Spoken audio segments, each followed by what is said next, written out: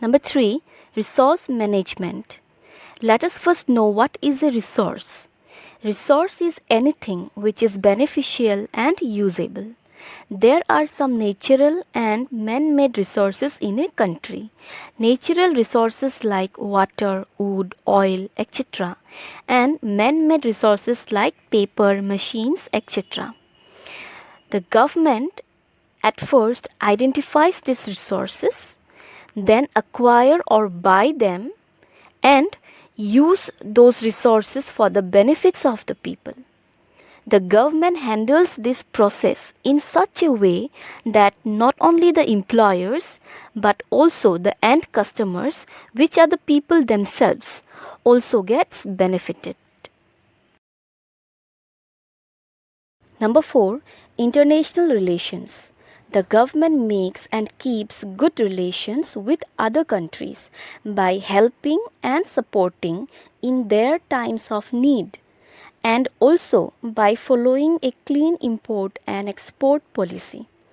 As I have said in previous topic, that import means bring goods or services to a country from other countries for selling purpose, and export means to send goods or services from a country to other countries for selling purpose.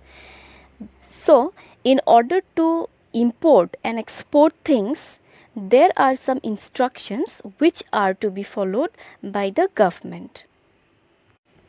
So, these are some of the basic functions of the government. Now, we will discuss about the organs of government. It is not possible for a single group of people to look after the whole country.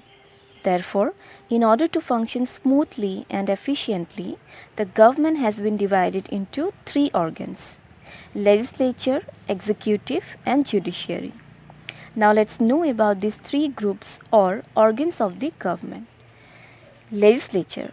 It is a law-making group or organ which creates and prepares the laws and policies in a systematic way. They work for the welfare of the country and its people.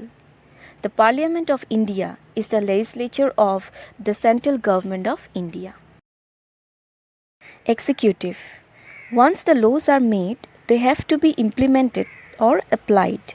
This is done by the executive. So, this executive organ is called as the law implementing agency of the government. The executive in India comprises the President, the Prime Minister, and the Council of Ministers. The executive makes it compulsory for all the citizens of India to follow the laws properly. The people who do not abide by the laws are punished suitably. Judiciary.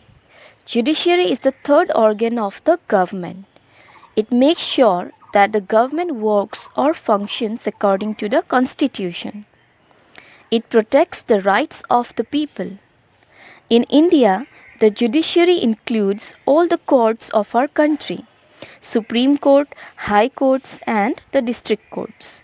It functions through a network of these courts. It means all these courts are linked with each other when functioning.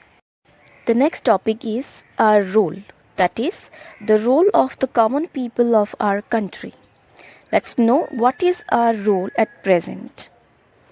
We should follow the laws of our country. We should understand the reason behind the formation of the laws that the government makes for us.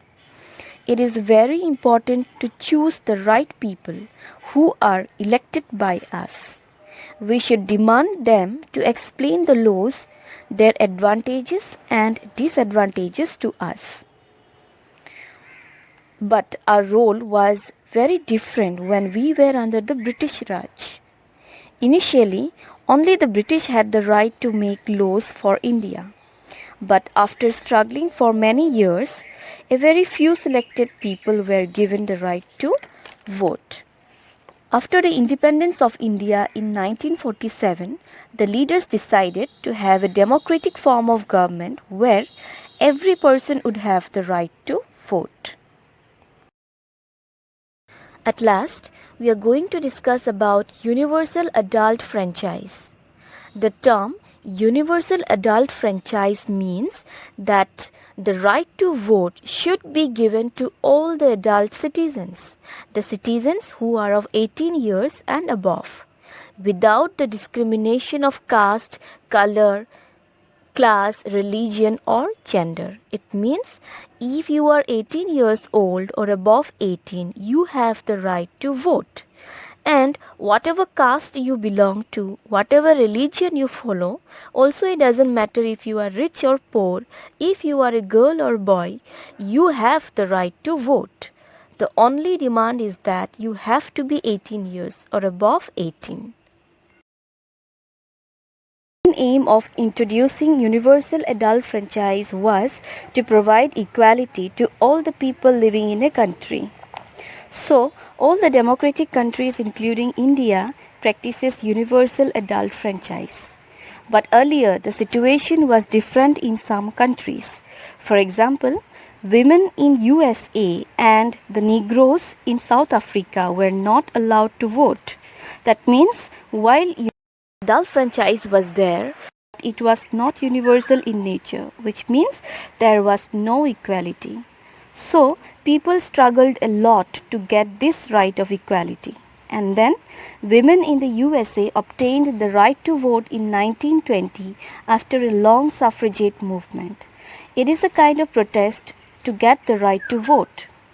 The blacks in South Africa secured voting rights in 1994 when the policy of apartheid or racial segregation was finally ended in their country.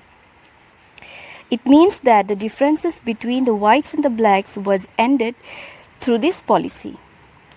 Unlike these countries, India, soon after the independence in 1947, granted the right to vote to all adults on the basis of equality. Dear children, please go through this video again and try to understand the concepts clearly.